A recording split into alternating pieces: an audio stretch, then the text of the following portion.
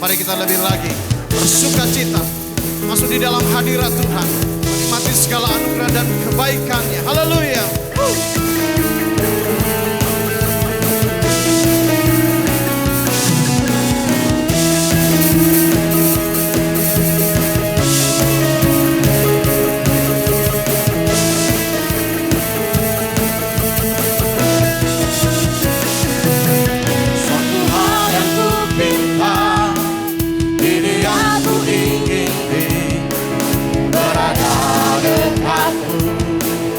Saksikan kemurahan-Mu. Satu hal yang ku tahu, ini yang ku ingini, menikmati kasih di dalam anugerah-Mu. Tuhan adalah terangku, penuntun hidupku. Kau buatku hidup di dalam rencana-Mu. Tiada ku gentar bersama denganmu yang aku percaya. Haleluya.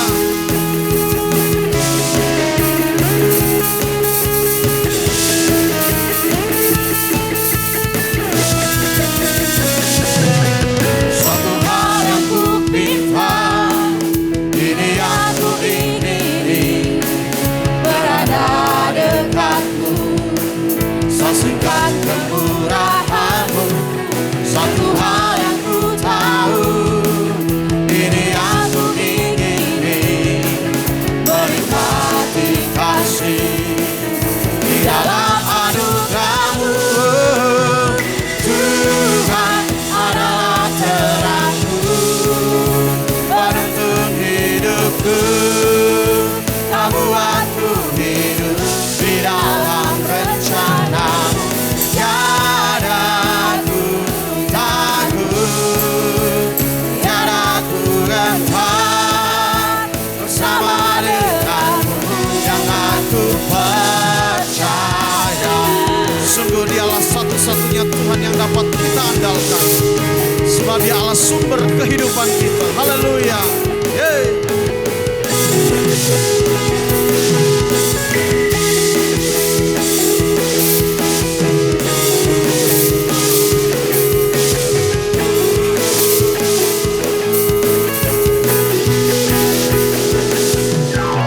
Tuhan adalah terangku, penuntun hidupku. Kau buatku hidup di dalam rencana-Mu. Tiada ku takut, tiada ku gentar bersama denganmu aku percaya. Tuhan adalah terangku, penuntun hidupku. Kau buatku hidup di dalam rencana-Mu. Tiada ku takut, tiada ku gentar bersama denganmu yang aku percaya.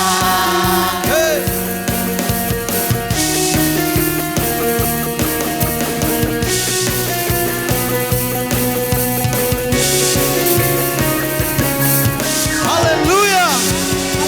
Sebab Dia Tuhan yang menuntun setiap langkah hidup kita. Amin.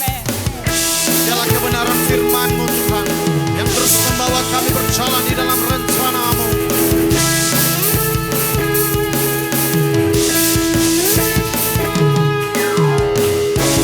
Firman terangi jalanku, Amin. perisai iman di setiap waktu. Lindungiku dari segala, tak pernah ku ragu, karena Dia bersamaku, setia menjaga dengan kuasa mulia.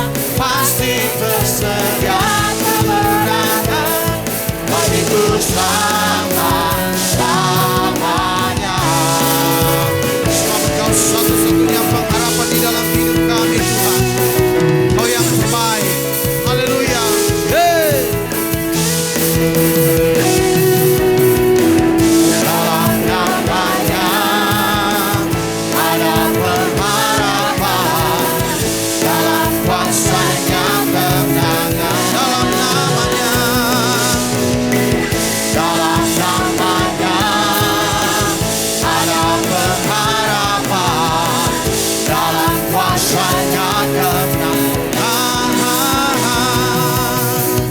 Hanya di dalam namanya Yesus dan sumber pengharapan di sepanjang hidupku.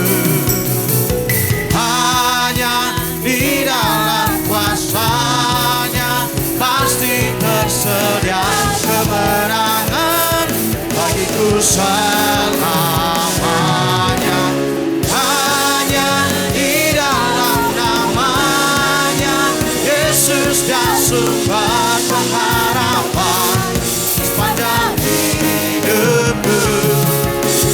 Hanya di dalam kuasa-Nya pasti tersedia kemenangan bagiku selama-lamanya. Haleluya.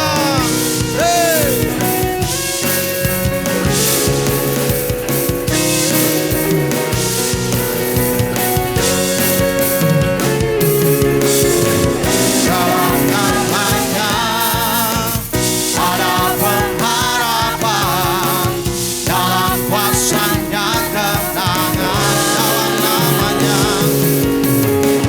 Dalam namanya ada pengharapan, dalam kuasa-Nya kemenangan. Haleluya. Lebih lagi kita memuji Dia, meninggikan Dia sebab Dia besar dalam kita.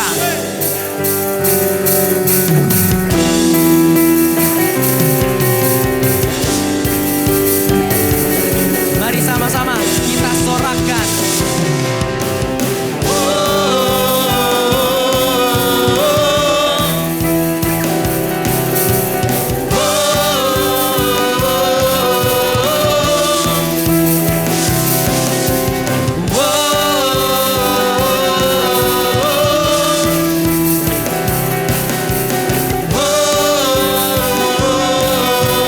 Selangkah demi selangkah.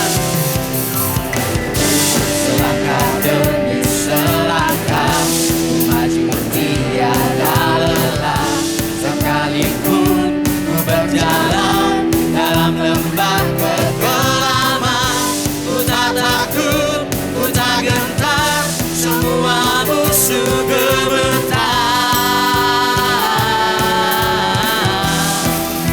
Imanku Imanku tak perlu besar, cukup sebutir pun dahsyat, karena Dia yang bekerja, bukanlah kuat gagahku. Ku tak takut, ku tak gentar, semua musuh gemetar.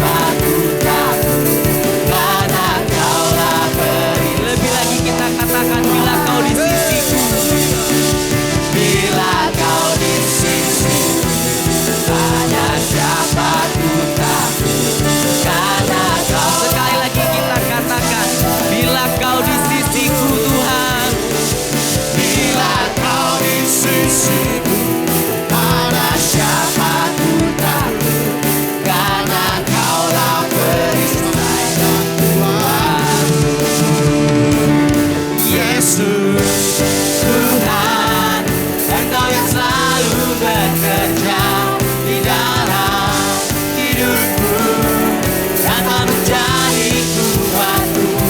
Sekarang aku selalu kan meninggikanmu, kesetiaanmu besar di dalam Yesus. Tuhan, Engkau yang selalu bekerja di dalam hidupku dan telah menjadi kuatku. Sekarang aku selalu kan meninggikanmu, kesetiaanmu besar di dalam.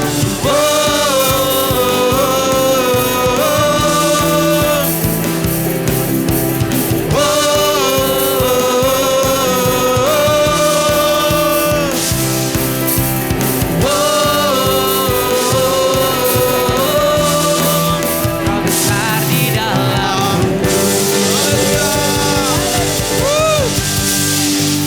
Engkau Allah yang besar di dalam hidup kami, sehingga kami tak perlu takut dan khawatir, karena Tuhan memberikan jaminan yang pasti bagi kami. Dalam segala situasi keadaan yang kami hadapi, Engkau Tuhan yang menopang kami, Engkau Tuhan yang menguatkan kami, sehingga kami tetap berjalan di dalam anugerah dan rencana Tuhan. Bapak, Ibu, dan Saudara, silakan duduk kembali. Biarlah kita lebih lagi mengikrarkan iman kita bahwa Dia satu-satunya Tuhan yang kita percaya. Dia Tuhan yang kita pegang selama-lamanya. Terima kasih Tuhan.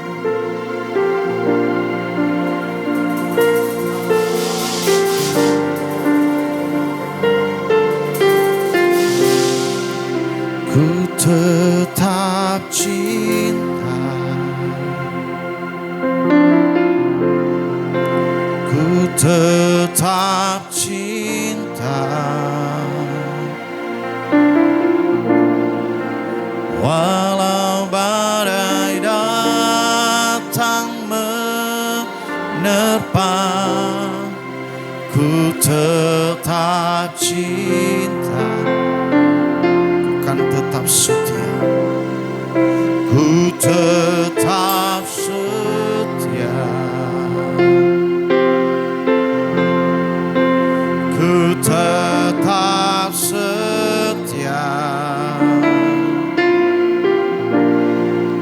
walau taufan datang menerpa, ku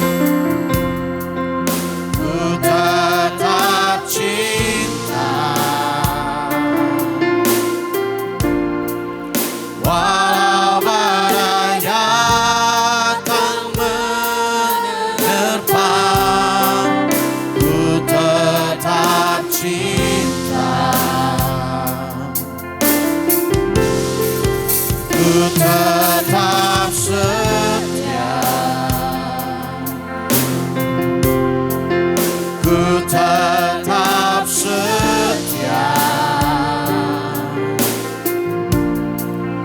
Walau taufan datang menerpa, ku tetap setia.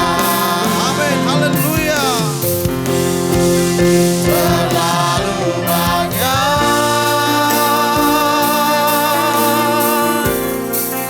yang Tuhan telah beri,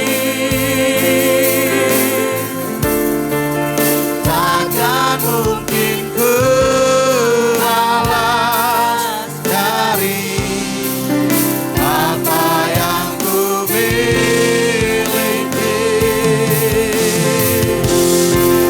Ku persembahkan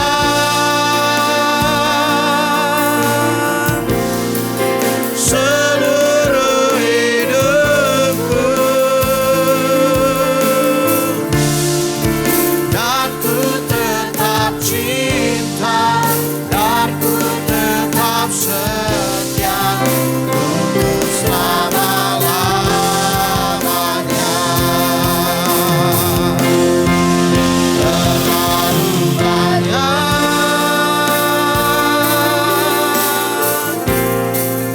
yang Tuhan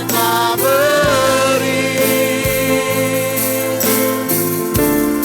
takkan mungkin ku balas dari apa yang ku miliki.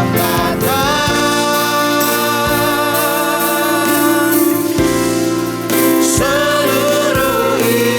seluruh hidupku,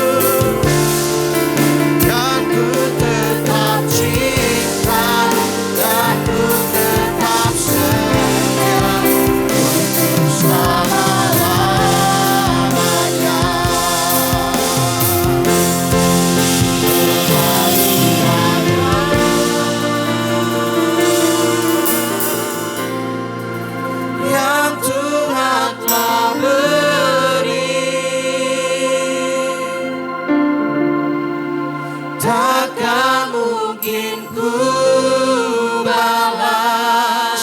yang ku miliki.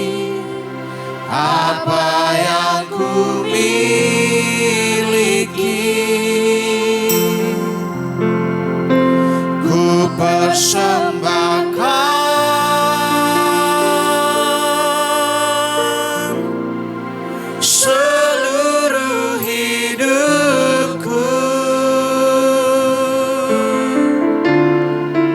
dan ku tetap cinta, biar ku tetap setia untuk selama-lamanya.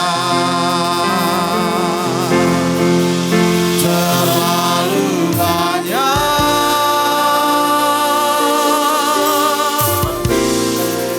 yang Tuhan telah beri, takkan mungkin ku balas dari apa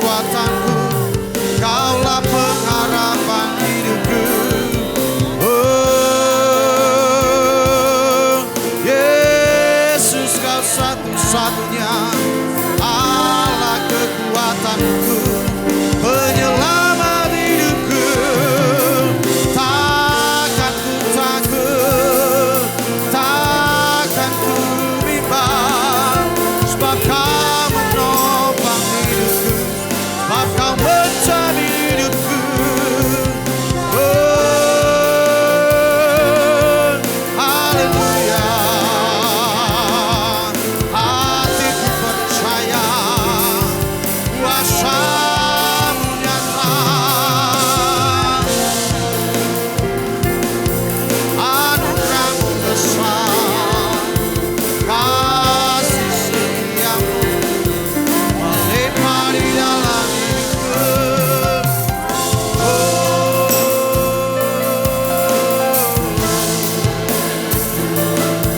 Haleluya, haleluya.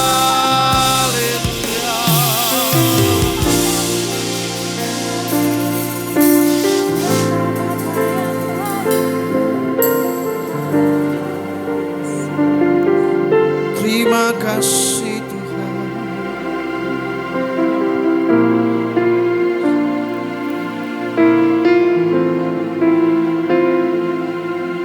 Biarlah Engkau Tuhan yang selalu menguatkan hidup kami untuk tetap berjalan di dalam rencana Tuhan. Dalam setiap musim kehidupan yang kami lalui, ada banyak tantangan, ada banyak pergumulan. Namun kami tahu satu hal, bahwa Engkau Tuhan punya kuasa menolong hidup kami melewati setiap masa yang tidak mudah di dalam hidup ini. Sebab Engkau Tuhan yang menjamin hidup kami sampai kepada kekekalan. Penyertaan Tuhan sempurna, kasih sayang-Mu tidak pernah beranjak di dalam hidup kami. Terima kasih.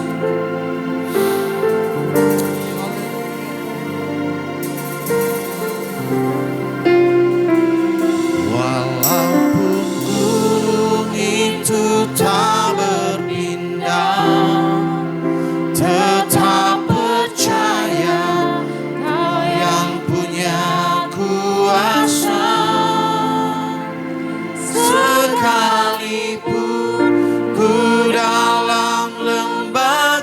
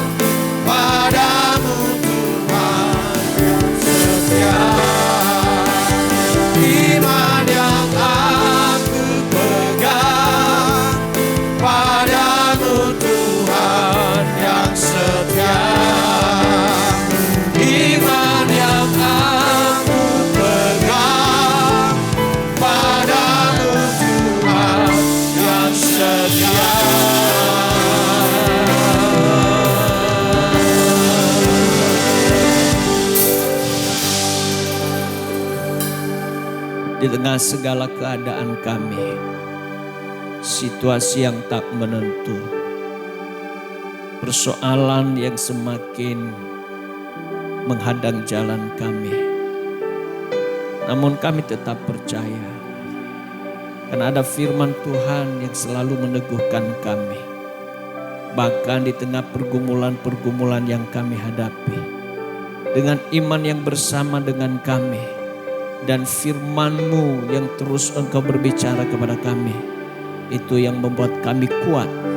Dan kami menatap hari depan itu bukan dalam rasa takut dan khawatir dan gelisah serta cemas. Namun kami tetap kuat, teguh. Bahkan kami semakin bertumbuh dalam pengenalan akan Engkau. Tuhan, berbicaralah kepada kami di pagi hari ini. Dalam nama Tuhan Yesus kami berdoa. Amin. Silakan duduk Bapak Ibu, selamat pagi. Saudara-saudari yang dikasihi Tuhan, kita akan segera memasuki Jumat Agung yang tinggal 2 minggu lagi. Dan saya meyakini betul bahwa ketika kita mempersiapkan diri untuk hal-hal dan mengingat akan pengorbanan Kristus, di tengah keadaan yang sedang kita hadapi, kita tidak akan pernah takut. Karena Tuhan telah memberikan hidupnya bagi kita. Bukan hanya untuk menebus dosa kita dan kita hidup dalam kekekalan, tetapi juga Ia menyertai kita apapun keadaan yang kita hadapi, apapun situasi yang sedang kita alami. Saudara-saudari yang dikasihi dalam Tuhan, hidup ini adalah suatu perjalanan panjang. Bahkan dalam iman kita pun demikian, bahwa iman itu adalah satu perjalanan yang tidak akan pernah berakhir. Dia akan berakhir ketika pada waktu kita akan dijemput oleh Tuhan dan kembali ke rumah Bapa di sorga. Itu sebabnya iman itu harus bertumbuh. Bertumbuh di dalam hal apa Bapak Ibu? Yaitu sebagaimana telah dalam 3 minggu berturut-turut. Iman itu akan bertumbuh kalau kita melakukan firman Tuhan, hidup dalam komunitas dan melayani Tuhan. Dan hari ini adalah bertumbuh dalam ritme yang kudus. Saudara-saudari yang dikasihi dalam Tuhan, mengapa pentingnya ritme kekudusan dalam kehidupan kita. Satu disiplin yang harus kita bangun dalam hidup kita. Kan hanya untuk itulah kita akan terus mengalami pertumbuhan. Ya sama di dalam satu perjalanan atau dalam satu lari. Saudara-saudari yang dikasihi dalam Tuhan, ada 2 macam lari, lari sprint dan lari maraton. Lari maraton ditempuh dalam jarak jauh 42,195 km. Sementara lari sprint itu ya paling panjang 400 meter. Dan ada banyak perbedaan-perbedaan yang ada di sana. Ya itu sebabnya kalau lari maraton itu saudara-saudari perlu pengaturan ritme dalam berjalan dalam lari saudara. Beda dengan sprint itu digas dari awal dan terus ya sampai akhirnya mencapai satu percepatan yang cukup tinggi sehingga ia bisa memenangkan pertandingan itu. Maraton tidak demikian Bapak Ibu. Ya, itu butuh energi yang harus diatur. Butuh cara, butuh pola supaya kita tidak menjadi kelelahan di tengah jalan. Ada banyak orang yang memacu hidupnya pada di awal. Tapi kelelahan di tengah saudara sehingga ia menjadi tidak mencapai satu tujuan yang sesungguhnya. Nah itu sebabnya di dalam perjalanan iman kita juga seperti itu. Perlu kita membutuhkan energi, membutuhkan pola, membutuhkan pengaturan dalam perjalanan iman kita. Sehingga iman kita itu tidak menjadi down dia tapi terus dia berkembang dan bertumbuh. Salah seorang hamba Tuhan yang menulis buku tentang tertib rohani bernama Richard Jack Foster. Dia menulis tentang bahwa disiplin rohani adalah respon kita di dalam menanggapi akan anugerah Tuhan. Memang hidup dalam kekekalan itu adalah satu anugerah. Tetapi untuk menanggapi anugerah itu perlu ada tanggapan dari diri kita sendiri. Salah satunya adalah tertib rohani, disiplin rohani. Dan ia mengutip dalam satu bukunya, di awal bukunya itu dia berkata, dia mengutip dari satu pernyataan seorang hamba Tuhan bernama Donald Cogan, ya uskup agung dari Canterbury. Dia berkata begini, saya menjalani hidup ini sebagai seorang yang mengadakan perjalanan menuju kekekalan. Seorang yang diciptakan menurut gambar Allah. Tetapi gambar itu telah hilang kemuliaannya hingga saya perlu belajar cara bermeditasi, beribadah, dan berpikir. Saudara-saudari, bermeditasi bukan menyendiri dan merenungkan nasib. Tetapi bermeditasi di sini adalah mengambil waktu atau menyiapkan waktu hanya untuk berbicara secara personal dengan Tuhan. Ya, yang sering disebut adalah silent solitude. Jadi hanya berdua menyendiri dengan Tuhan dan berbicara kepada Tuhan dari hati ke hati. Merenungkan akan kebaikan demi kebaikan Tuhan dalam perjalanan yang telah kita lewati dan ke depan. Supaya Tuhan menuntun kita dan kita menjadi selaras dengannya. Saudara-saudari, perlu kita menyelaraskan hidup kita dengan Tuhan. Dan hanya itu akan terjadi saudara kalau kita menyiapkan dan menyediakan waktu dengan Tuhan. Nah, saudara-saudari, demikian juga di dalam perjalanan iman ini. Ya, tidak ada sesuatu hal yang bahwa hari ini kita mengalami roh yang menyala-nyala, besok menjadi redup. Tentu kita tidak mau seperti itu.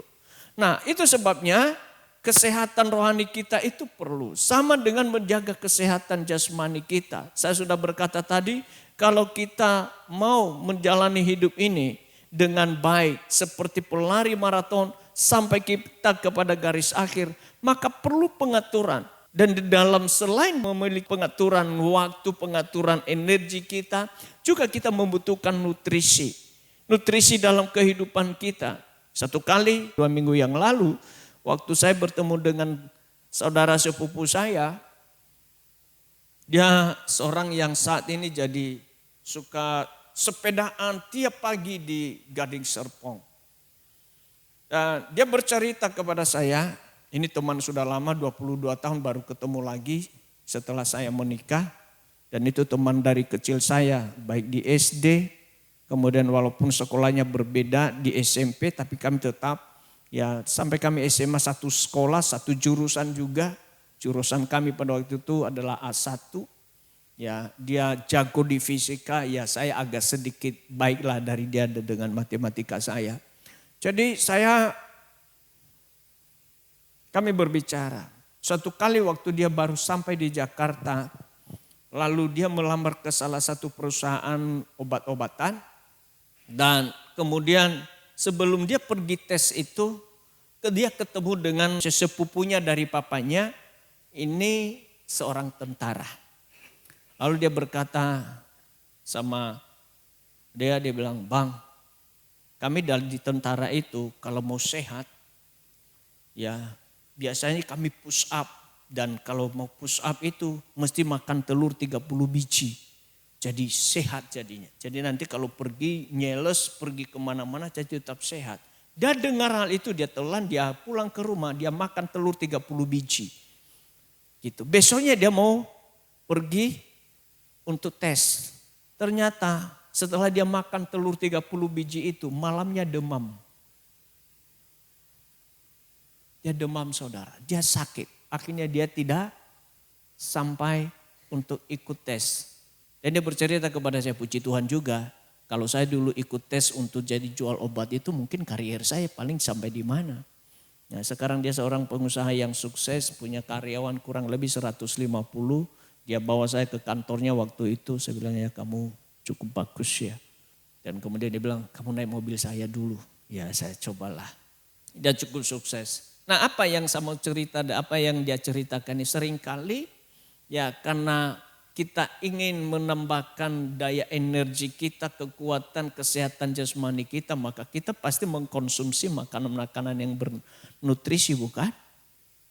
Ya, dan itu tidak cukup saudara-saudari yang dikasihi dalam Tuhan untuk makanan yang bernutrisi tinggi. Ya, hari ini pemerintah sedang melakukan namanya MBG untuk memenuhi gizi anak-anak supaya mereka kalau belajar tenang, tidak keroncongan perutnya, tidak kosong perutnya. Karena kalau seseorang perutnya kosong, berpikir pun sudah enggak sehat. Ya, itu sebabnya diberikan gizi, diberikan makanan yang cukup supaya dia bisa berpikir dengan baik. Nah, tapi tidak cukup hanya itu saudara, untuk menjadi sehat jasmani itu perlu namanya pola hidup. Ya, perlu irama hidup yang baik dan tentu memiliki tujuan. Nah, apakah irama kehidupan yang teratur dan juga diperlukan bagi kebugaran rohani dan keteguhan iman kita itu sebagaimana tubuh memerlukan nutrisi setiap hari, demikian juga iman kita memerlukan pembentukan setiap hari. Sebagaimana kebiasaan yang konsisten dalam ketangguhan secara jasmani, demikian juga disiplin rohani membentuk keteguhan rohani. Keteguhan rohani itulah yang menolong kita di dalam menghadapi situasi yang ada hari-hari ini. Di situasi perang yang saat ini masih terus berlanjut dan kemudian pemerintah mulai mengambil satu kebijakan-kebijakan. Saya dapat informasi semalam itu anak-anak sekolah akan dilakukan lagi sistem daring. Ya, akan dilakukan lagi WFH, itu mengurangi penggunaan BBM. Dan tentu pasti situasi ekonomi akan melambat. Nah, di dalam situasi-situasi seperti itu tentu kita akan menjadi takut dan khawatir dan mulai waduh gelisah lagi, gimana dong usaha saya, gimana pekerjaan saya, gimana dong keuangan saya. Saudara-saudari yang dikasihi dalam Tuhan, ya semua kita memerlukan itu. Tetapi satu hal yang saya percaya, ketika kita berjalan di dalam pengharapan kepada Tuhan, Tuhan pasti buka jalan bagi kita. Dia akan melakukan perkara-perkara yang di luar jangkauan nalar kita. Kita sudah melewati 3 tahun masa COVID. Walaupun memang ekonomi melambat, saudara-saudari yang dikasihi dalam Tuhan, bahkan minus. Tapi kan kita terpelihara, bukan? Sampai kita bisa ada hari ini. Itu sesuatu sebenarnya dalam perjalanan iman itu kita kepada Tuhan itu, bahwa Tuhan itu tidak pernah meninggalkan dan membiarkan kita. Itu sebabnya kita perlu menaruh harapan kita, kekuatan kita bukan pada kemampuan manusia kita, tetapi kepada kebenaran. Itu sebabnya perlu kita nutrisi iman itu, yaitu firman Tuhan. Dan juga penataan pola hidup kita sendiri di dalam mendisiplinkan diri kita untuk terus mengikut Tuhan. Nah, sebagaimana kebugaran jasmani tidak terjadi begitu saja, namun perlu berolahraga. Ya, demikian kematangan rohani yang tidak terjadi dengan sendirinya. Perlu kita berolahraga, maksudnya melakukan firman Tuhan. Sama seperti 2 minggu lalu kita sudah disampaikan, 3 minggu lalu. Ya, kita tidak akan bertumbuh di dalam iman kalau kita nggak pernah melakukan firman Tuhan. Kita hanya sekedar tahu firman Tuhan, tapi kita tidak akan mengalami firman Tuhan itu kalau kita tidak melakukannya. Nah, oleh karenanya selain itu dibangun juga melalui irama yang kudus, yaitu ritme kehidupan rohani yang sehat. Apa itu saudara-saudari? Ya, kita jangan sampai hari ini seperti yang saya katakan di awal. Hari ini kita menyala-nyala. Sama dengan seorang olahraga. Nah, hari ini lagi dalam 1-2 tahun belakangan ini ada namanya olahraga apa itu? Padel ya. Ya, itu menjamur di mana-mana saudara. Ya, ada yang euforia datang ke situ. Hampir saya melihat kalau saya ke Jakarta, sekali di Tangerang. Waduh, di mana-mana ada padel. Dalam satu komplek itu bisa 2-3 ada namanya, tempat namanya itu padel. Ya. Tapi apakah dengan main padel itu akan menjadi seorang atlet? Atlet dari padel untuk padel itu belum tentu, saudara. Barangkali itu hanya sekedar senang-senang saja. Tidak akan menjadi itu membentuk seseorang itu menjadi atlet padel. Karena dia hanya ya sekedar main saja, sekedar tahu saja. Nah, tentu kita di dalam kerohanian kita tidak demikian, Bapak Ibu yang dikasihi dalam Tuhan. Ya, tidak hanya sekedar menjadi seorang yang euforia di dalam kehidupan kita. Perlu kita menata, kita perlu mengolah dan mengatur ritme kehidupan kita. Itulah yang menjadi nasihat bagi kepada Timotius oleh Rasul Paulus yang dia tuliskan dalam 1 Timotius 4 ayat 6 sampai 8. Dikatakan demikian, dengan selalu mengingatkan hal-hal itu kepada saudara-saudara kita. Engkau akan menjadi seorang pelayan Kristus Yesus yang baik. Terdidik dalam pokok-pokok iman dan dalam ajaran sehat yang telah kau ikuti selama ini. Ayat 7. Namun jauhilah cerita-cerita tahayul nenek-nenek tua. Latihlah dirimu untuk menjadi saleh. Ayat 8. Latihan jasmani terbatas gunanya. Tetapi kesalehan itu berguna dalam segala hal. Karena mengandung janji baik untuk hidup ini maupun untuk hidup yang akan datang. Mengapa Paulus menulis surat ini kepada Timotius? Ya, ketika Timotius sedang dalam pelayanan atau dalam penggembalaan di Efesus. Efesus adalah salah satu kota yang ada di Turki saat ini, saudara-saudari yang dikasihi dalam Tuhan. Mengapa ia menuliskan hal itu? Kalau kita melihat di dalam 1 Timotius 4 ayat 12 dan 1 Timotius 4 ayat 1 sampai 3, maka jelas di sana mengapa Paulus menuliskan itu kepada Timotius, menasihati Timotius supaya apa? Dia katakan begini, saudara-saudari, ya, dengan selalu mengingat hal-hal itu kepada saudara-saudara kita. Engkau akan menjadi seorang pelayan Kristus Yesus yang baik. Untuk menjadi seorang pelayan Yesus Kristus yang baik. Bukan mempelajari teknik-teknik pelayanan, memiliki skill yang bagus, memang itu perlu. Tetapi bukan itu yang paling utama bagi Timotius yang dinasihatkan oleh Rasul Paulus. Tetapi dia berkata adalah terdidik dalam pokok-pokok iman dan dalam ajaran yang sehat yang telah engkau ikuti selama ini. Sekali lagi saudara, mengapa Paulus memberikan nasihat itu?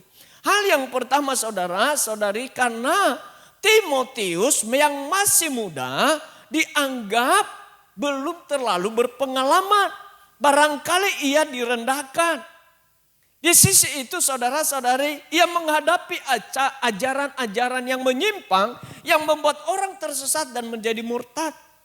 Hari-hari ini Bapak Ibu yang dikasihi dalam Tuhan, ya, banyak kita bisa akses pengajaran debator yang katanya hebat dan ulung saudara. Yang akhirnya membuat iman kita bertanya-tanya, apa benar enggak yang saya percaya ini? Benar enggak menurut firman Tuhan? Benar enggak apa yang dia katakan? Kalau kita tidak hati-hati Bapak Ibu yang dikasihi dalam Tuhan, itu akan membuat iman kita menjadi kendor. Ya, menjadi melemah. Bahkan bisa-bisa menyesatkan pikiran kita. Bisa-bisa menyesatkan cara pandang kita saudara. Itu saudara-saudari yang dikasihi dalam Tuhan. Mengapa pentingnya kita harus dididik di dalam pokok-pokok iman dan ajaran yang sehat. Itu nasihat Paulus kepada Timotius. Sebagai junior, anak rohani daripada Rasul Paulus. Ia memiliki keinginan supaya Paulus tidak terpengaruh oleh ajaran-ajaran yang sedang beredar di sekitarnya. Di sisi itu, di sisi lain Bapak Ibu yang dikasihi dalam Tuhan, mengapa Rasul Paulus penting menuliskan atau memberi nasihat itu kepada Timotius saudara? Karena menghadapi orang-orang yang suka mengfitnah para pemimpin jemaat. Sehingga itu menimbulkan perpecahan di antara jemaat.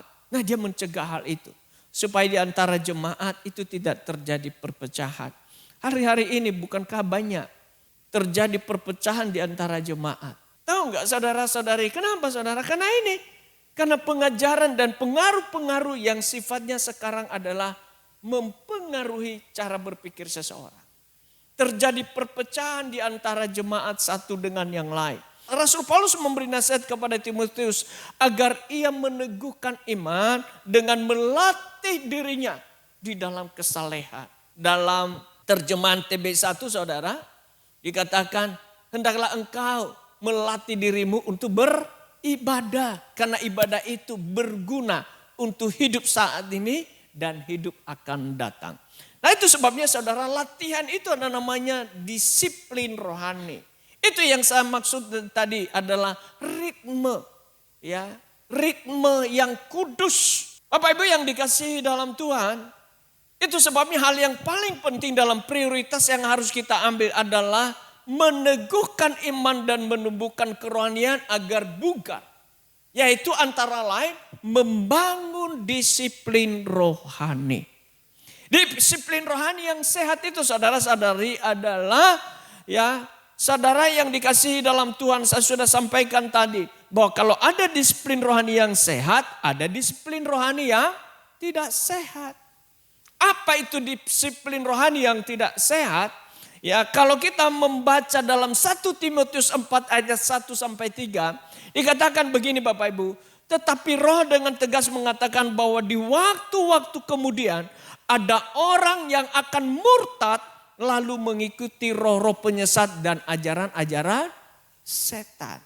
Ada oleh tipu daya pendusta yang hati nuraninya memakai cap mereka. Ayat 3, mereka itu melarang orang kawin, melarang orang makan makanan yang diciptakan Allah supaya dengan pengucapan syukur dimakan oleh orang-orang percaya dan yang telah mengenal kebenaran. Saudara-saudari yang dikasihi dalam Tuhan, apa beda ajaran sehat dengan ajaran yang tidak sehat? Apa bedanya disiplin rohani yang sehat dengan disiplin rohani yang tidak sehat? Kalau kita melihat tadi, ada ajaran melarang orang kawin dan melarang orang makan makanan tertentu supaya apa? Mereka mencapai ya rohani yang bagus, ya tingkat rohani yang semakin hebat. Seperti bahwa untuk membentuk rohani itu adalah usaha manusia, bukan. Saya sudah katakan di awal tadi bahwa kalau kita melakukan disiplin rohani, melakukan ritme hidup dalam kekudusan, itu bukan karena kehebatan kita, tetapi karena anugerah Allah. Kita menanggapi anugerah Allah itu dengan mendisiplinkan diri kita, supaya kita menjadi seirama, selaras dengan kehendak Tuhan dalam hidup kita. Sebagaimana tadi dalam ayat yang ketiga, oleh beberapa pengajaran di situasi pada waktu itu. Kenapa terjadi begitu Bapak Ibu yang dikasihi dalam Tuhan? Perlu diketahui bahwa Efesus itu adalah satu kota yang sangat-sangat maju pada saat itu. Karena dia adalah kota perdagangan dan kota pelabuhan saudara. Tentu karena kota perdagangan maka kemajuannya lebih daripada kota-kota lain. Sehingga kehidupan hiruk pikuk gemerlap di sana pasti terjadi. Dan apa yang terjadi Bapak Ibu saudara-saudari, terjadi perselingkuhan sana sini. Ya. Terjadi perzinahan di mana-mana saudara. Kehidupan hedonisme yang begitu merajalela. Sehingga itu mempengaruhi kehidupan orang-orang yang percaya kepada Kristus. Dan itu untuk mencapai itu maka ada pengajaran yang melarang orang untuk jadi kawin. Melarang orang untuk makan makanan tertentu. Supaya mereka mengalami tingkat rohani. Nah sebenarnya mungkin maksud yang baik. Tetapi itu adalah satu pengajaran yang menyimpang bahwa semua di dalam mencapai kerohanian, kekudusan itu adalah usaha manusia. Tidak saudara. Sekali lagi kalau kita melakukan hal itu tanggapan kita terhadap anugerah Allah atas hidup kita. Amin. Upaya mencapai pertumbuhan dengan upaya manusia yang bersifat legalistik dan mengesampingkan peranan anugerah Allah dalam hidup manusia. Disiplin rohani yang sesat tersebut harus dilawan dengan membangun disiplin rohani yang sehat. Apa itu saudara-saudari yang dikasihi dalam Tuhan? Bagaimana kita membangun disiplin rohani yang sehat saudara adalah memelihara iman dengan makanan rohani yaitu firman Tuhan bukan yang lain. Itu yang dikatakan di ayat 1 dengan selalu mengingatkan hal-hal ini kepada saudara-saudara kita. Engkau akan menjadi seorang pelayan Kristus yang baik. Terdidik dalam pokok-pokok iman dalam ajaran yang sehat yang telah kau ikuti selama ini. Saudara-saudari yang saya kasihi dalam Tuhan, dikatakan sekali lagi, terdidik dalam pokok-pokok iman dan dalam ajaran sehat. Apa itu saudara? Ini sekali lagi dia tidak berbicara tentang teknik pelayanan yang paling mutakhir. Dia juga tidak berbicara tentang strategi pelayanan yang paling canggih. Dia tidak bicara begitu. Walaupun itu perlu, keterampilan dalam melayani itu perlu. Tetapi bukan itu yang dibicarakan, disampaikan dan dinasihati oleh Paulus kepada Timotius. Termasuk kepada kita hari ini. Menjadi pelayan Kristus, yaitu memiliki iman yang teguh. Sekali lagi, menjadi pelayan Kristus yang baik adalah memiliki iman yang teguh.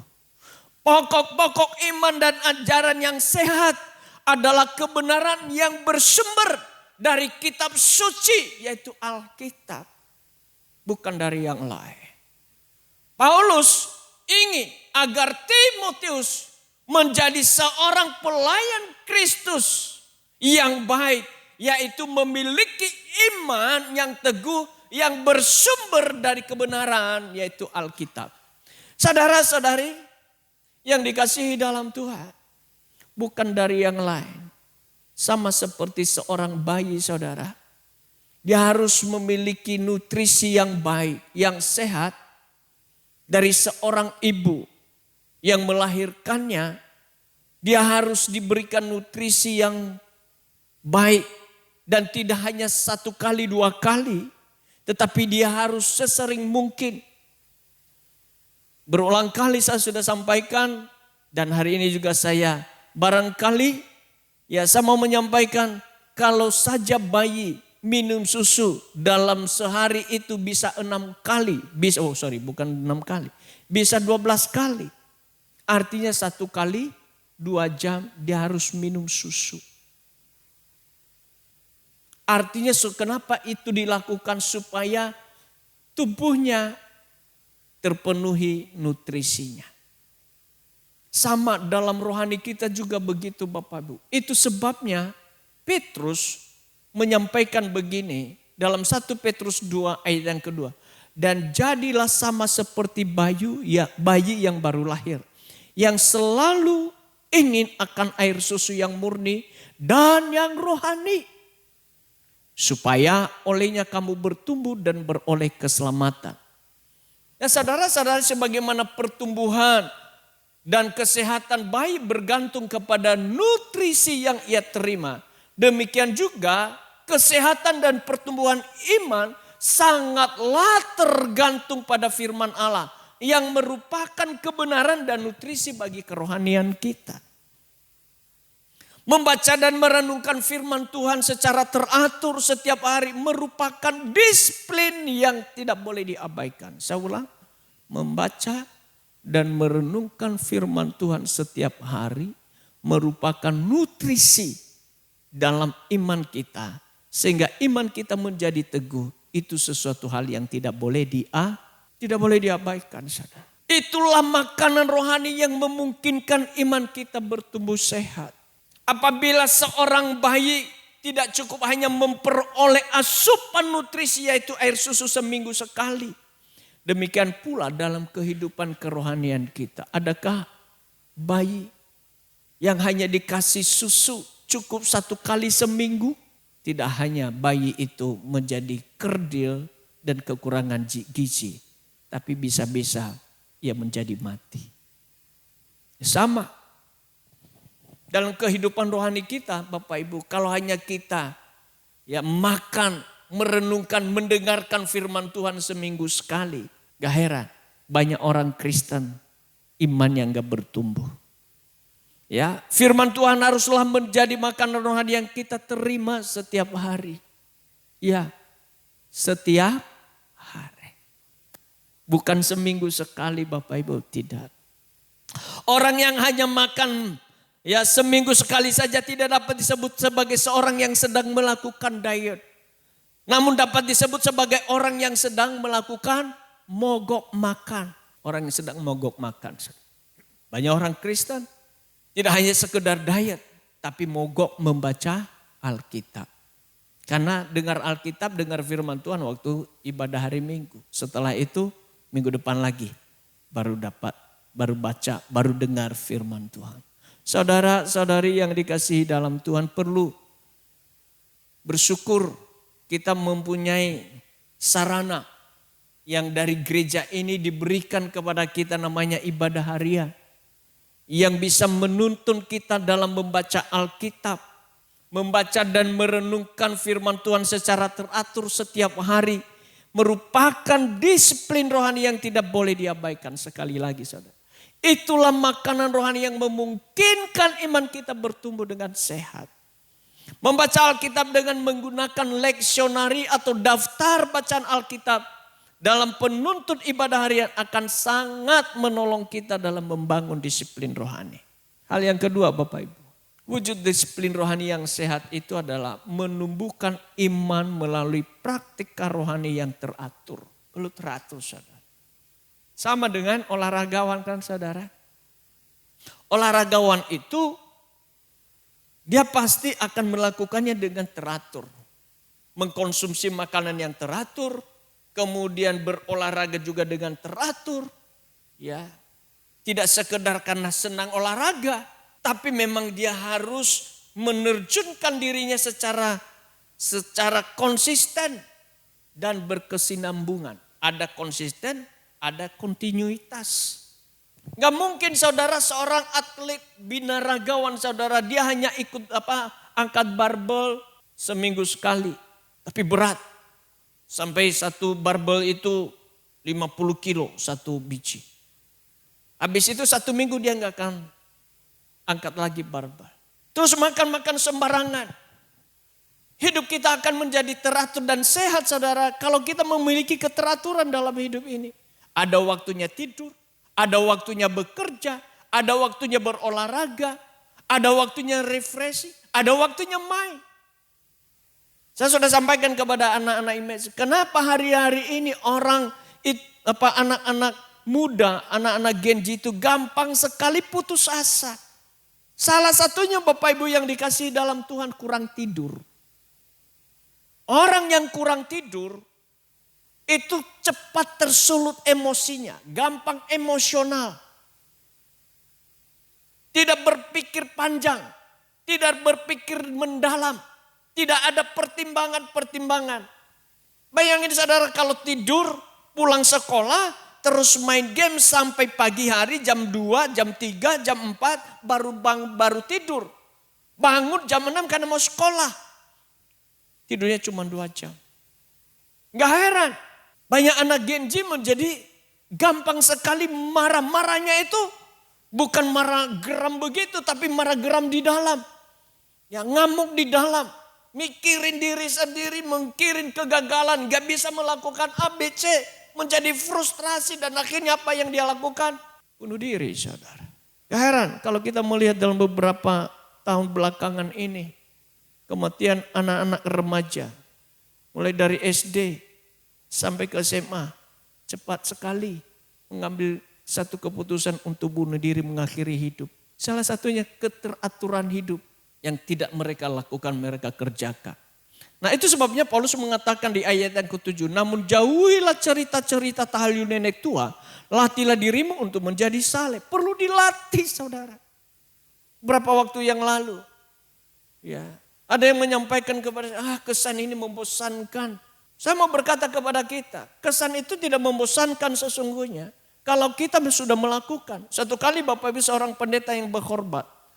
Ya, selama 2 bulan khotbahnya sama.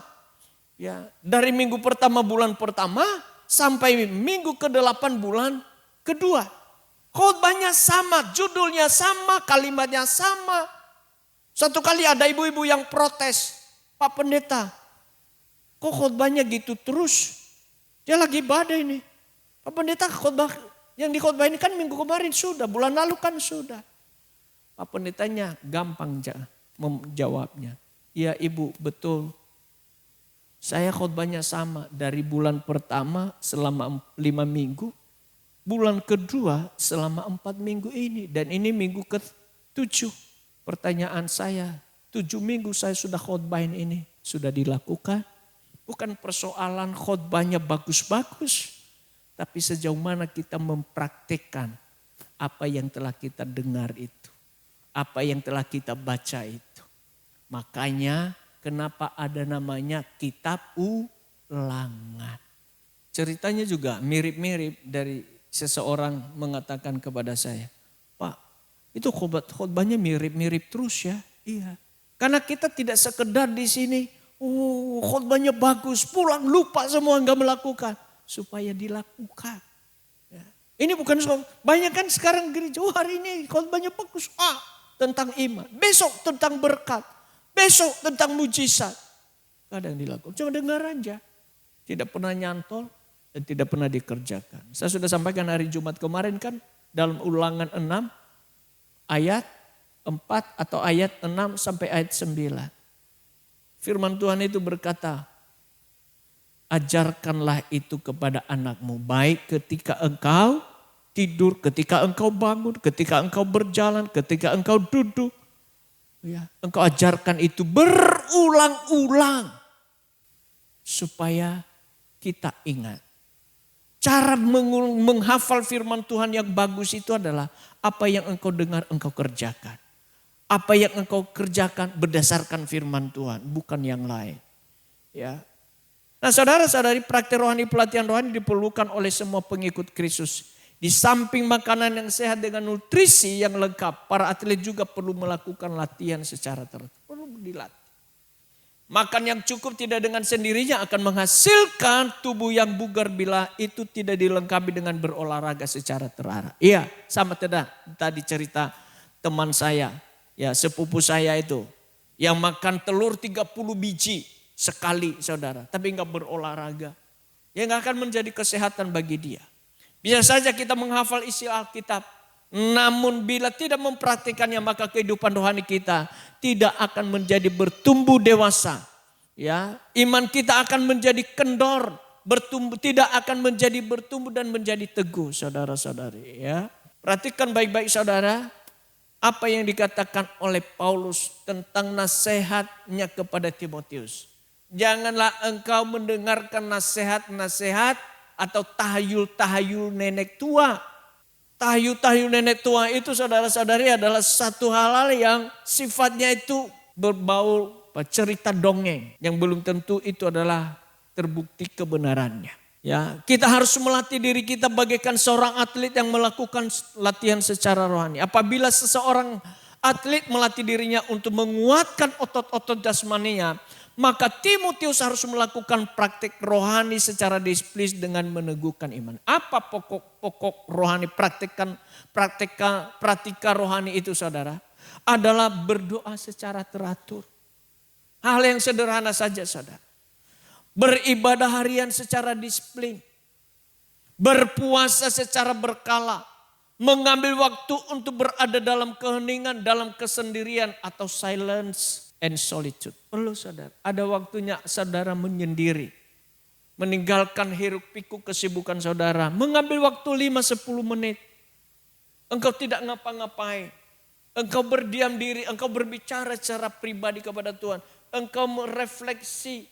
Ya, flashback hari-hari yang telah engkau lewati. Bagaimana penyertaan dan pertolongan Tuhan dalam hidupmu. Dan engkau terus melihat masa depanmu bukan dalam kekuatan dan kemampuanmu. Tapi dengan Tuhan sendiri yang menyertai. Itu saudara. Sehingga kita bisa menatap hari depan kita ini. Bukan dalam rasa cemas. Kita tetap menatap masa depan kita. Dengan keteguhan iman. Saudara-saudari yang dikasihi dalam Tuhan.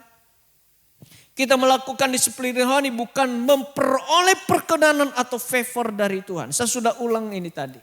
Tetapi untuk menyelaraskan hati kita dengan anugerah Allah. Banyak orang saudara-saudari. Kita pun begitu. Cara kita berpikir. Bertindak kita sudah selaras enggak dengan Tuhan. Dalam mengelola Apa yang telah Tuhan percayakan, termasuk dalam keuangan kita. Kita sudah menggunakan keuangan itu sesuai dengan kehendak Tuhan atau sesuka-suka kita. Kita sudah menggunakan talenta kita sesuai dengan kehendak Tuhan atau sesuka-suka kita. Kita berkata bahwa hidupku ini adalah milik Tuhan. Tapi kapan kita berkata bahwa aku selaras dengan Tuhan? Aku mau melakukan semuanya, aku mau mengerjakan semua itu selaras dengan maunya Tuhan. Aku mau menggunakan apa yang telah Tuhan percayakan bagiku selaras dengan Tuhan. Keuanganku, harta bendaku, aku mau menggunakannya selaras dengan kehendak Tuhan. Bukan sesuka-suka kita. Karena semua apa yang ada dalam hidup kita milik Tuhan, bukan? Seringkan kita berkata begitu, hidupku adalah milik Tuhan. Semuanya adalah milik Tuhan. Tapi sudah selaraskah dengan kehendak Tuhan? Nah saudara-saudari, apabila doa dilakukan setiap hari membaca dan merenungkan firman Allah menjadi kebiasaan yang dilakukan. Ibadah secara pribadi merupakan irama harian dalam keheningan.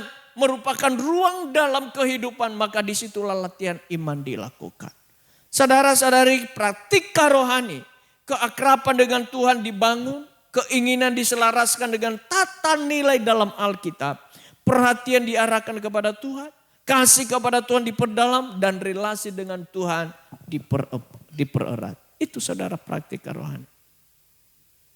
Saya berharap hal-hal ini menjadi bagian, perlu menjadi perhatian kita, dan kita terus mengerjakannya. Bagian yang ketiga saudara, wujud dari disiplin rohani yang sehat adalah mengarahkan iman kepada prioritas kehidupan yang tepat.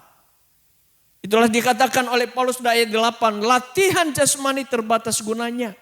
Tetapi kesalehan itu berguna dalam segala hal karena mengandung janji baik untuk hidup ini maupun untuk hidup yang akan datang.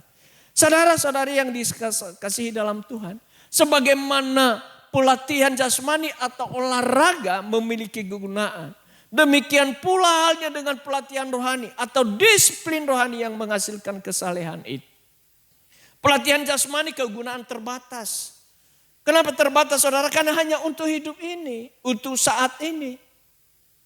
Tetapi saudara, selama kita hidup masih ada dunia. Setelah kita hidup dari dunia ini, di balik kehidupan kita di dunia ini, tubuh jasmani kita akan diubah menjadi tubuh yang lain, yaitu tubuh kemuliaan. Disiplin rohani merupakan saudara investasi untuk jangka panjang. Di dalam hal ini orang bijak tidak akan berpikir hanya untuk kepentingan jangka pendek.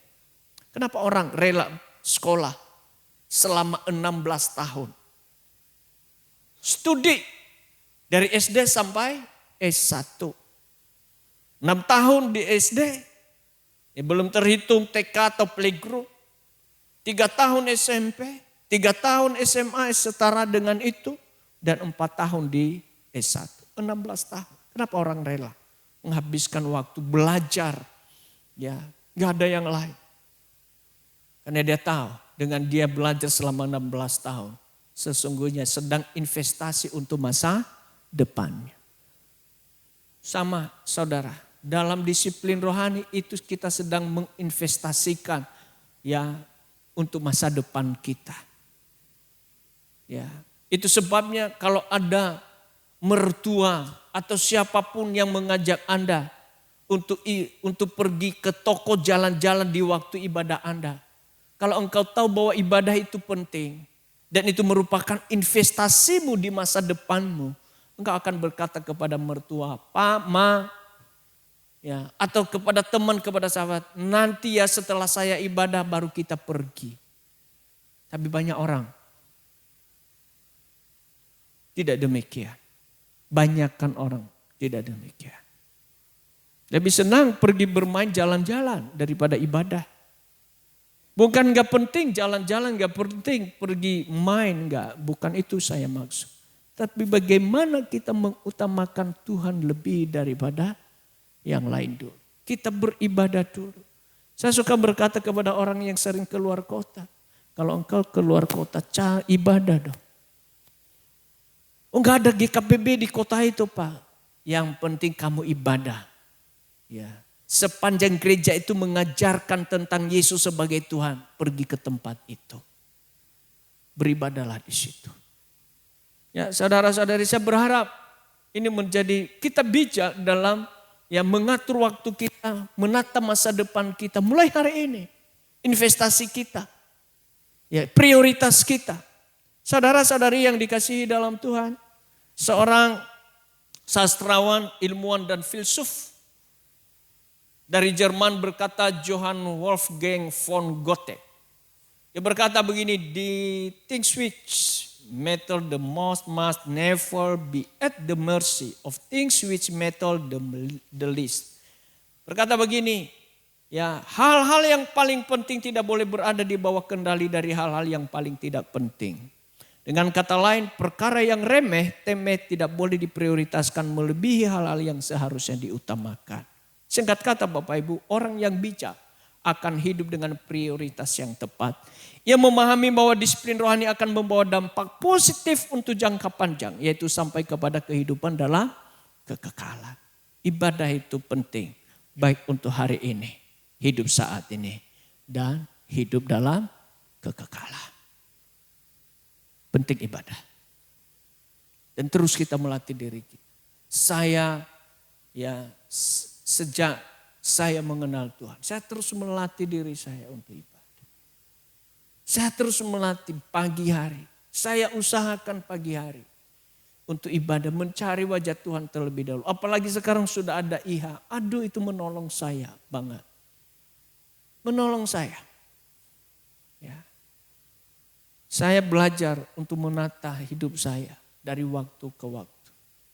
Saya tidak hanya mengajarkan kepada Bapak Ibu untuk menata hidup, untuk beribadah. Tapi saya juga memulai dari diri saya. Ayo kita beribadah lebih daripada kegiatan-kegiatan yang lain. Amin. Kita mencari Tuhan lebih daripada kegiatan-kegiatan yang lain. Kita mengutamakan Tuhan lebih daripada kegiatan-kegiatan yang lain. Dan saya percaya apapun keadaan dan situasi yang kita alami, iman kita akan menjadi teguh dan kuat. Kita tidak akan gampang tergoyahkan. Kita tidak menjadi bimbang menatap masa depan kita. Karena kita tahu firman Tuhan yang kita terima tidak akan pernah kembali dengan sia-sia. Pada waktunya Dia akan memberikannya kepada kita sesuai dengan kehendaknya. Bapak Ibu yang dikasihi dalam Tuhan, bangunlah disiplin rohani dengan melakukan ibadah harian secara teratur. Mari mengatur ritme kehidupan yang sehat sebagai tanggapan kita terhadap anugerah Allah. Dengan demikian hidup kita menjadi semakin terbuka terhadap anugerah yang telah ditujukan oleh pengorbanan Yesus Kristus Tuhan kita di kayu salib.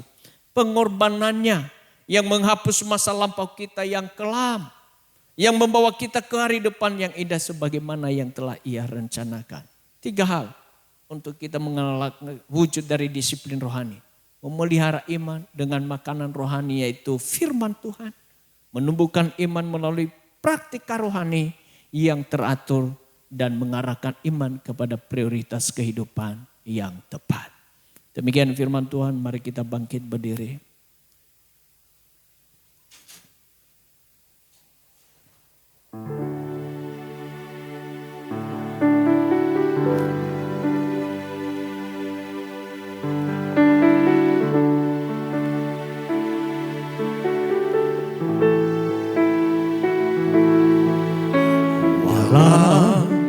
Segala keadaan, waktu berlimpah maupun kurang, tetap Yesus yang mempesona hatiku. Dia beri damai dan kesempatan baru dalam musim kehidupan. Waktu ku kuat maupun lemah, tetap Yesus yang mempesona hatiku. Dia beri hidup dan kesempatan baru sekali Yesus, selamanya Yesus. Harapanku tak akan hilang, karena kasih-Nya sekarang ku ada. Oh Yesusku, ku cinta Kau selamanya. Sekali Yesus, selamanya Yesus. Harapanku tak akan hilang, karena kasih-Nya sekarang ku ada. Oh Yesusku, ku cinta Kau selamanya. Bapak Ibu saudara-saudari yang dikasihi dalam Tuhan, kalau kita ingin menjadi sehat, tentu kita akan mengkonsumsi nutrisi yang baik. Kita berolahraga, kita menata hidup kita dengan teratur. Demikian juga dalam kesehatan rohani kita. Perlu nutrisi, yaitu firman Tuhan yang bersumber dari Alkitab, menjadi nutrisi untuk iman kita. Tidak hanya untuk itu, tetapi juga kita melakukannya. Kita memiliki prioritas utama dalam hidup ini. Mengatur kehidupan, ritme kekudusan hidup kita. Itulah disiplin rohani. Kita mengawali hari kita dengan berdoa. Dan kita menutup hari kita dengan mengucap syukur kepada Tuhan. Kita mengambil waktu khusus untuk meninggalkan hiruk pikuk kesibukan kita. Dan berdua bersama dengan Tuhan dalam keheningan untuk menata batin dan jiwa kita. Kita perlu memprioritaskan Dia dari seluruh aspek kehidupan kita. Beribadah lebih utama daripada yang lain.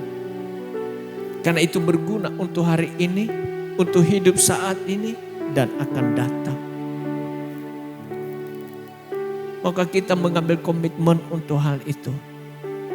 Hanya dengan demikian, iman kita akan bertumbuh. Percaya kita semakin bertambah kepada Tuhan. Dan yang pada akhirnya, keakraban kita. Relasi kita yang semakin akrab dengan Tuhan. Bila engkau itu berkata, "Ya Tuhan, aku mau belajar untuk mendisiplinkan hidupku dalam hal-hal rohani. Untuk mulai membaca firman-Mu, merenungkan firman-Mu. Dan mempraktekkannya dalam kehidupanku. Bukan sekedar aku mengetahuinya. Dan aku mau memprioritaskan hal-hal yang rohani lebih daripada yang lain. Karena itu penting bagi hidupku hari ini dan akan datang. Tuhan tolonglah aku. Peganglah tanganku. Roh Kudus-Mu terus mengingatkan aku untuk itu. Dan berikan aku gairah untuk mengerjakannya. Untuk melakukannya. Berikan aku sukacita di dalamnya ketika aku mengerjakannya. Terima kasih ya Tuhan. Terima kasih. Biarlah firman-Mu yang kami dengar ini. Tidak sekedar kami mendengar. Tapi kami juga mengerjakannya. Dan kami melakukannya bagi kami dalam hidup setiap hari. Di dalam nama Tuhan Yesus kami berdoa dan mengucap syukur. Amin. Silakan duduk Bapak Ibu. Shalom, kami menyambut dengan sukacita Bapak Ibu Saudara-saudari yang beribadah pada hari ini. Dan selamat datang bagi Bapak Ibu Saudara-saudari yang baru pertama kali hadir di Gereja GKPB MDC Pangkal Pinang. Berikut MDC News.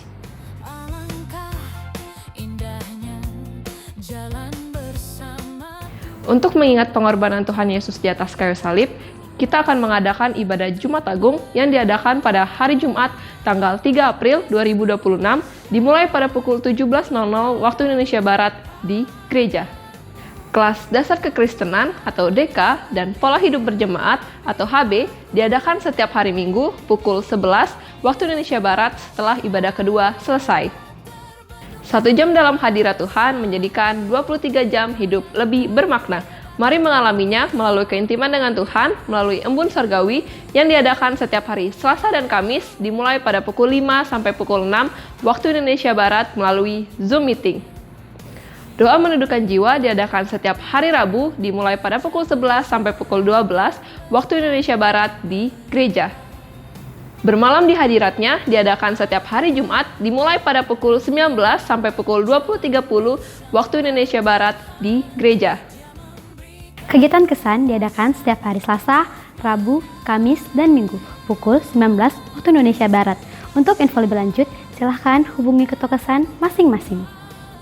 Bagi Bapak Ibu Saudara-saudari yang ingin memberikan persembahan umum, persembahan persepuluhan, persembahan misi, serta persembahan untuk pembangunan dapat mentransfer ke rekening yang tertera di layar.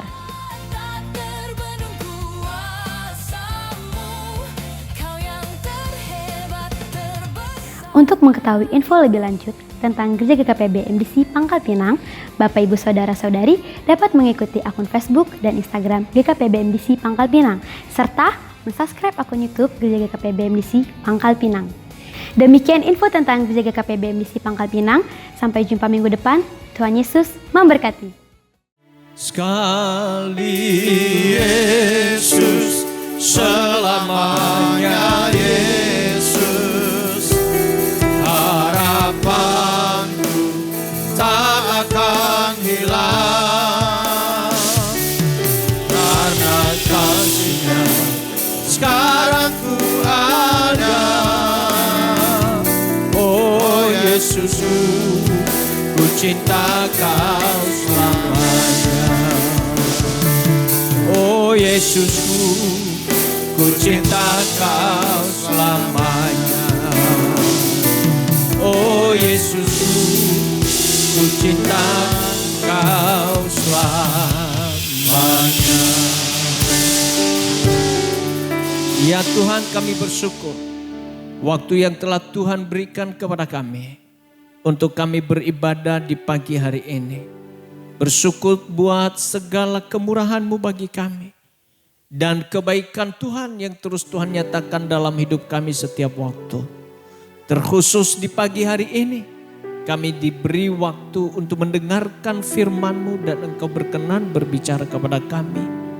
Dan bila kebenaran firman-Mu yang kami dengar hari ini, Engkau tuliskan itu di dalam hati dan taruh itu di akal budi kami. Sehingga itu menjadi terang bagi jalan kami dan pelita bagi kaki kami di tengah kegelapan dunia ini. Dan oleh Roh Kudus-Mu yang menolong kami untuk kami mengerjakannya. Sehingga hidup kami menjadi searah selaras dengan-Mu ya Tuhan kami. Dalam kehidupan kami semasa kami ada di dunia ini. Kami terus memandang kepada Kristus dan berpegang kepada firman-Mu dan melakukan firman-Mu. Hanya dengan demikian iman kami menjadi bertumbuh dan teguh di tengah segala keadaan. Dan pada akhirnya kami akan mengakhiri ibadah ini. Kami pulang, kami akan melanjutkan aktivitas kami. Kami percaya tangan Tuhan selalu terulur untuk menopang dan menolong kami, bahkan memberkati hidup kami. Itu sebabnya kami mengangkat kedua belah tangan kami dan kami sambut berkat-Mu itu dengan penuh ucapan syukur. Terimalah berkat dari Allah Bapa di dalam Kristus Yesus Tuhan kita. Dan di dalam persekutuan Roh Kudus yang menyertai, memimpin dan menuntun langkah demi langkah-Mu. Sehingga apapun yang Engkau buat, dibuatnya Engkau berhasil dan beruntung. Tuhan memberkati Engkau dan melindungi Engkau. Tuhan menyinari Engkau dengan wajah-Nya dan memberikan Engkau kasih karunia-Nya. Tuhan menghadapkan wajah-Nya kepadamu dan memberikan engkau damai sejahtera. Hari ini sampai untuk selamanya. Di dalam nama Tuhan Yesus Kristus yang diberkati, Tuhan berkata bersama. Amin.